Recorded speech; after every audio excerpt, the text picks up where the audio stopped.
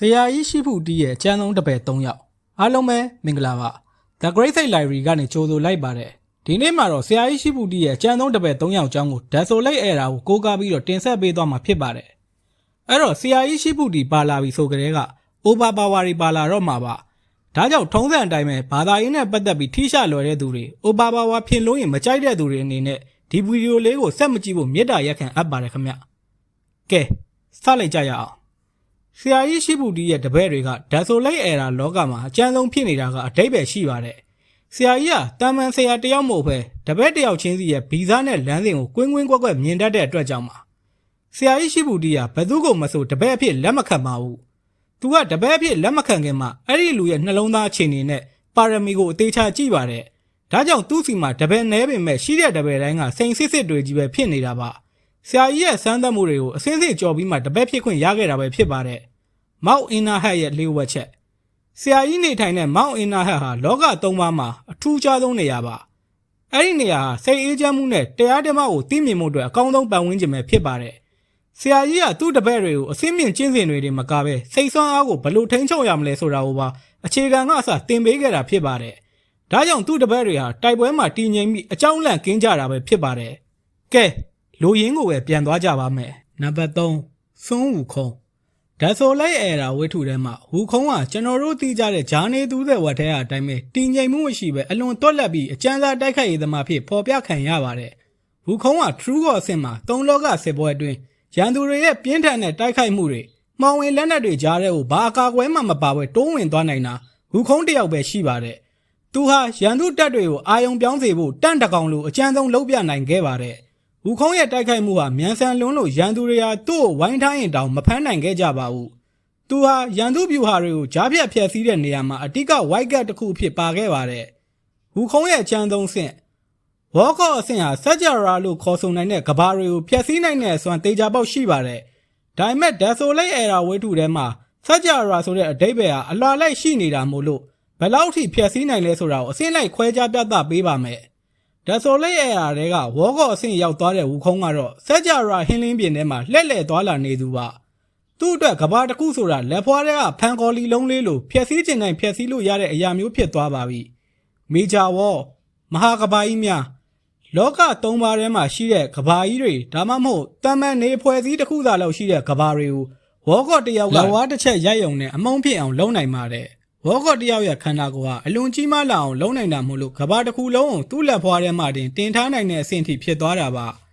ခေယောဝေါ်ကဘာဥကဘာများKeofat လို့ခေါ်တဲ့ဟင်းလင်းပြင်ကြီးထဲမှာလွင်မျောနေတဲ့ကဘာဥကဘာတစ်ခုဟာတာမန်စัจ jara တစ်ခုသာလောက်ကျယ်ဝန်းပါတယ်ဝေါကော့တယောက်ဟာဒီလိုကဘာဥကဘာတစ်ခုလုံးကိုဖျက်ဆီးဖို့အချိန်တစ်ခုပေးရနိုင်ပေမဲ့သူ့ရဲ့ဝေါဖို့ကိုအသုံးပြုပြီးအဲ့ဒီကဘာရဲ့အမြုတွေကိုချိန်မုံပြနိုင်ပါတယ်ဝေါကော့ဆိုတာဒီလိုကဘာတစ်ခုလုံးရဲ့အရှင်သခင်ဖြစ်နိုင်တဲ့အဆင့်မို့လို့ဖျက်ဆီးနိုင်စွမ်းကတော့ပြောနေစရာတော့မလိုပါဘူးDesolate Era ထဲမှာဝေါကော့အဆင့်ဖြစ်သွားတဲ့ဝူခုံးဟာဝေါဖို့ကိုအသုံးပြုနိုင်ပါတယ်လက်ဝါးတစ်ချက်ရိုက်လိုက်တာနဲ့ကီလိုမီတာတန်းပေါင်းများစွာအတွင်းမှာရှိတဲ့အရာအလုံးကိုဖုံမုံဖြစ်သွားအောင်ပြုလုပ်နိုင်ပါတယ်။ Keofat စัจ jara အဆုံးမဲ့ဟင်းလင်းပြင်ကြီးဒီနေရာမှာတော့ဝေါကော့ရဲ့အကန့်အသတ်ရှိလာပါပြီ။စัจ jara အဆုံးမဲ့ဟင်းလင်းပြင်ကြီးဆိုတာအကန့်အသတ်မရှိကျယ်ပြောပြီးကဘာပေါင်းဂရေဂရာမကပါဝင်တဲ့မဟာစัจ jara ကြီးကိုဆိုလိုတာပါ။ဝေါကော့တယောက်ဟာဒီလိုဟင်းလင်းပြင်ကြီးထဲမှာဖုံမုံလောက်ပဲရှိပါသေးတယ်။ဒါကိုဖျက်ဆီးနိုင်မှုဆိုတာမဟာစัจ jara အရှင်သခင်တယောက်ထဲသာလုံးနိုင်တဲ့အရာမို့လို့ပါ။ဖာဖိနေခြင်းဝေါကော့တွေကသူတို့ရဲ့ခန္ဓာကိုယ်ထဲမှာရှိတဲ့ကဘာငယ်လေးရဲ့စွမ်းအားတွေကိုအပြင်ကိုထုတ်လွှင့်ပြီးပြင်ပကဘာကိုပိုင်းပိုင်းကွဲထွက်သွားအောင်ဖိချလိုက်တာမျိုးပါဝေါကော့တယောက်ဟာကျွန်တော်တို့တည်ထားတဲ့ Galaxy တစ်ခုသာလောက်ကိုအလွယ်တကူဖျက်ဆီးနိုင်တဲ့စัจ jara အဆင့်ဖျက်ဆီးရေးသမားတွေဖြစ်နေပါပြီဝေါကော့တွေကကဘာတွေကိုဖျက်ဆီးနိုင်ုံနဲ့မကဘူးတကဘာလုံးမှာရှိတဲ့သရဝါပေါင်းတန်းချီကိုစက္ကန့်ပိုင်းတွင်ဖျက်ဆီးနိုင်တဲ့အတက်ကိုလည်းသုံးနိုင်ကြပါတယ်ဒါကြောင့်ဝူခုံးကဆရာကြီးရဲ့အကြံဆုံးတစ်ပည့်တွေထဲမှာနံပါတ်3နေရာကိုချိန်နိုင်ခဲ့တာပဲဖြစ်ပါတယ်နံပါတ်2ဟောက်ရီကတော့ Desolate Era ထဲမှာဆရာကြီးရှိဖူတီးရဲ့တပည့်တွေထဲမှာတင်မကပဲတလောကလုံးမှာပါရမီရှိသုံးတဲ့ထီးကျန်ဆုံးဇက်ကောင်တစ်ကောင်မှာပဲဂျီနီမပေါ်ခင်အထိသူဟာလောက3ပါးရဲ့အစွမ်းထက်ဆုံးပုဂ္ဂိုလ်တစ်ဦးဖြစ်သတ်မှတ်ခံခဲ့ရပါတယ်ဟတ်ဖို့ရဲ့အရှင်သခင်ဟောက်ရီဟာဟတ်ဖို့ကျင့်စဉ်မှာနတ်ဖျားတစ်ပါးလိုကိုထူးချွန်ခဲ့သူပါသူဟာ3လောကထဲမှာဟတ်ဖို့ကိုအစဉ်5ထိပထမဦးဆုံးရောက်ရှိခဲ့သူပဲဖြစ်ပါတယ်ဒီအဆင့်ဟာရန်သူကိုစိတ်ဆွမ်းအားတစ်ခုတည်းနဲ့တင်အဝေးကနေချိန်မုံနိုင်တဲ့အဆင့်မှာ သူများတသိန်းပြစ်လိုက်တိုင်းမှာသူ့ရဲ့နှလုံးဆွမ်းအားတွေပါဝင်နေလို့ရှောင်လို့လည်းမရတယ်လို့ခုခံမှုလည်းအလွန်ခက်ခဲပါတယ်နေကိုးစင်းကိုပြစ်ချခြင်းရှေးအောင်ခေတ်မှာကဘာကြီးကိုလောင်ကျွမ်းစေတဲ့နေကိုးစင်းကိုဟောက်ရီကမြားနဲ့ပြစ်ချခဲ့တာပါအဲ့ဒီအချိန်မှာဟောက်ရီက True God အဆင့်မှာပဲရှိပါသေးတယ်ဒါပေမဲ့သူ့ရဲ့မြားအတက်ကြောင့်သူ့ထက်အဆင့်မြင့်တဲ့ဒရာတွေကိုတပ်ဖြတ်နိုင်ခဲ့တာပဲဖြစ်ပါတယ်ဒီအောင်မြင်မှုကြောင့်သူဟာသုံးလောကရဲ့သူရဲကောင်းကြီးဖြစ်လာခဲ့ပါတယ်မီဝါအလိုင်းရနဲ့စီမလက်ဂိတ်တို့ရဲ့တိုက်တဲ့စစ်ပွဲကြီးမှာဟောက်ရီဟာအဆုံးဖြတ်ပေးတဲ့လက်နက်ကြီးတစ်ခုလိုဖြစ်ခဲ့ပါတယ်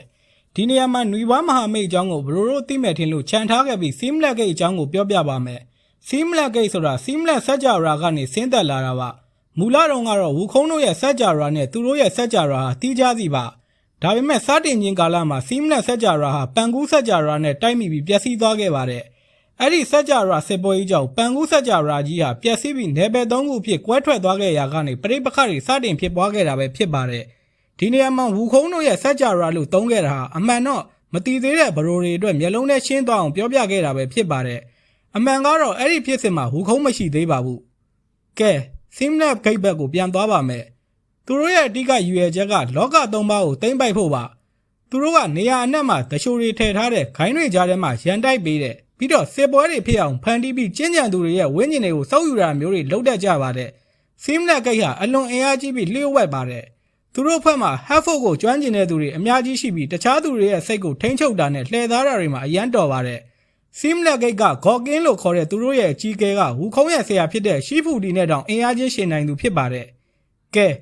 ဟောင်းရီဘက်ကိုပြန်လှည့်ကြရအောင်ဟောင်းရီကမြားဆယ်သိန်းကိုဇက်တိုက်ပြပြီးရန်သူဘက်ကအစွမ်းထက်လာတဲ့သူတွေကိုတပ်ဖြတ်ခဲ့ပါတယ်သူမြားပြစ်တဲ့အခါမှာသူ့ရဲ့စွမ်းရည်အားလုံးကိုစူးစီးပြီးပြစ်တာကြောင့်မြားတစ်ချောင်းချင်းစီဟာဝေါကော့တယောက်ရဲ့တိုက်ခိုက်မှုနီးပါးပြင်းထန်ခဲ့ပါတယ်ဒါဆိုလိုက်ရတာဝိထုတွေကအချက်လက်တွေအရဟောင်းရီကဝူခုံးထက်ပိုပြီးကျန်းတယ်လို့သတ်မှတ်ရပါလိမ့်မယ်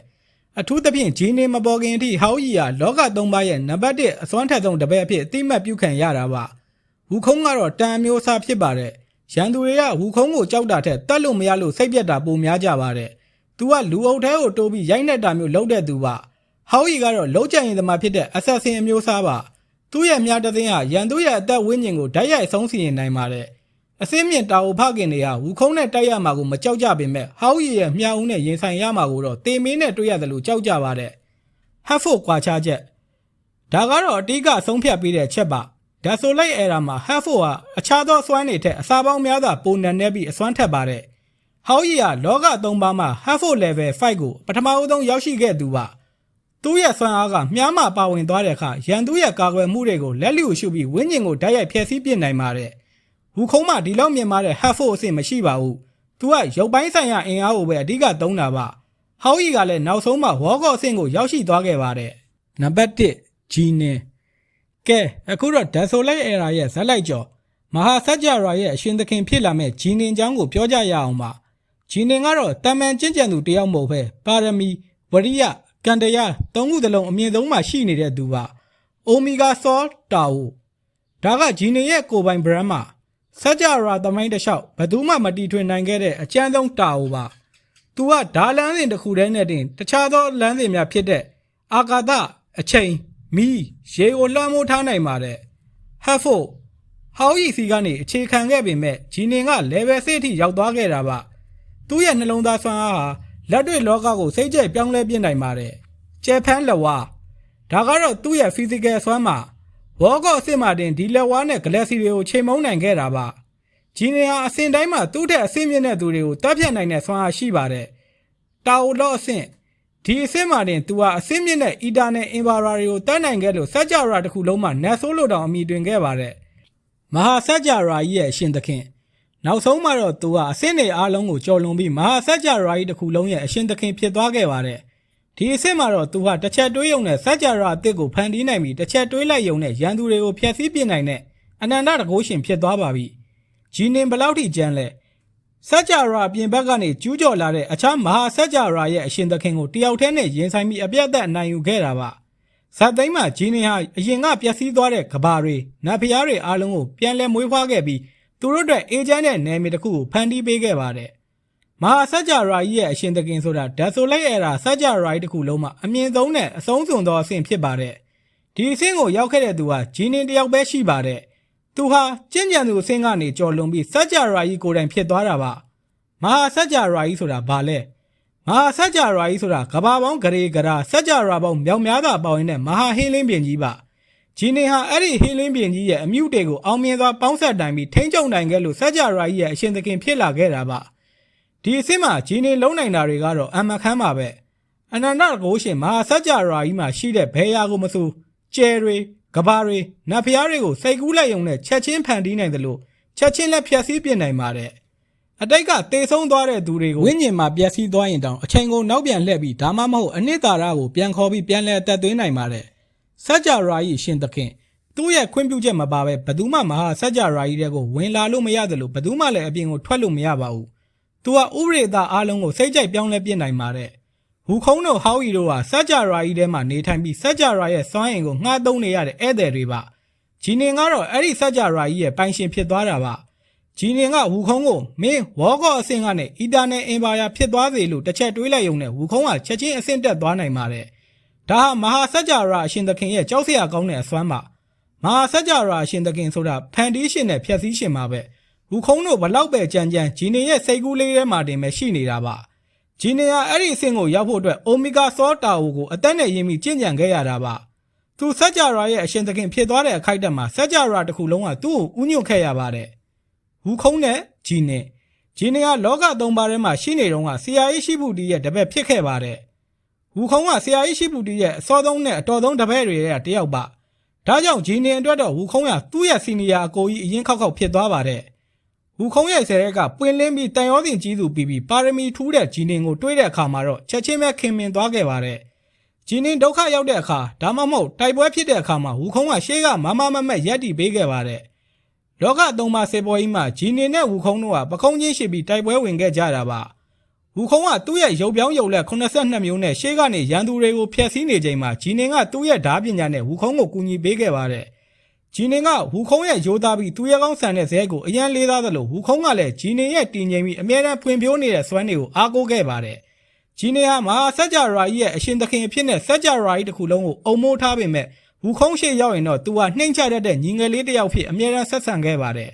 ဒါဟာသူတို့နှစ်ယောက်ကြားကတကယ်ကိုခိုင်မြဲတဲ့ညီကိုတန်ရောစင်ပါပဲ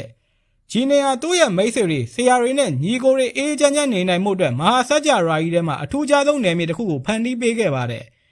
သူတို့အရင်ကနေခဲ့တဲ့သုံးလောကကိုပိုပြီးကြီးကျယ်ခမ်းနားတဲ့ပုံစံနဲ့ပြန်လည်တည်ဆောက်ပေးခဲ့ပါတယ်အဲ့ဒီနေရာမှာစွမ်းအင်တွေကအမြဲတမ်းပြေးဝနေလို့ကျင့်ကြံရတာအရန်ကိုလွယ်ကူသွားခဲ့ပါတယ်အဲ့ဒီနယ်မြေကိုဂျီနင်ကသူ့ရဲ့အချိန်ဝါနဲ့ကာကွယ်ထားခဲ့တာကြောင့်စัจ जा ရာတွေကဘဲတာအိုသခင်ဒါမှမဟုတ်ဘဲအင်ပါရာမျိုးမှလာပြီးရံမပြူရဲပါဘူးဂျီနင်ဟာဝူကုန်းတို့ထက်အဆင့်၄ဆင့်လောက်မြင့်သွားတယ်ဆိုပေမဲ့လက်တွေ့ဆန်းအားမှာတော့နှိုင်းရှင်လို့မရတဲ့အထိကွာခြားသွားတာပါ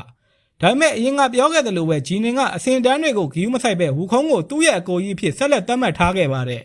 ဒါကိုအကောင်းဆုံးဥပမာပေးရရင်ဝူခုံးကစာအုပ်ထဲကအစွမ်းထက်ဆုံးဇက်ကောင်ဆိုရင်ဂျီနင်ကတော့အဲ့ဒီစာအုပ်ကိုရေးတဲ့စာရေးဆရာဖြစ်သွားတာပါ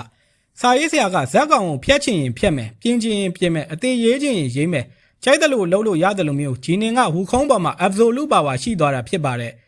တကယ်လို့ဘော်ရာတို့သဘောကျတယ်ဆိုရင်တော့ဝူခုံးပါဝင်တဲ့ Dapsolate error တွေကအကြောင်းအရာတွေကိုဗီဒီယိုလုပ်ပြီးထပ်ပြီးတင်သွားပေးပါမယ်ခင်ဗျာဆရာကြီးရှိဖူတီရဲ့အကျန်းဆုံးတပည့်3ယောက်အကြောင်းကတော့ဒီလောက်ပါပဲဗီဒီယိုလေးကိုကြိုက်နှစ်သက်တယ်ဆိုရင် like and subscribe လေးလုပ်ဖို့မမေ့ပါနဲ့အောင်ခင်ဗျာကျေးဇူးထူးတင်ပါတယ်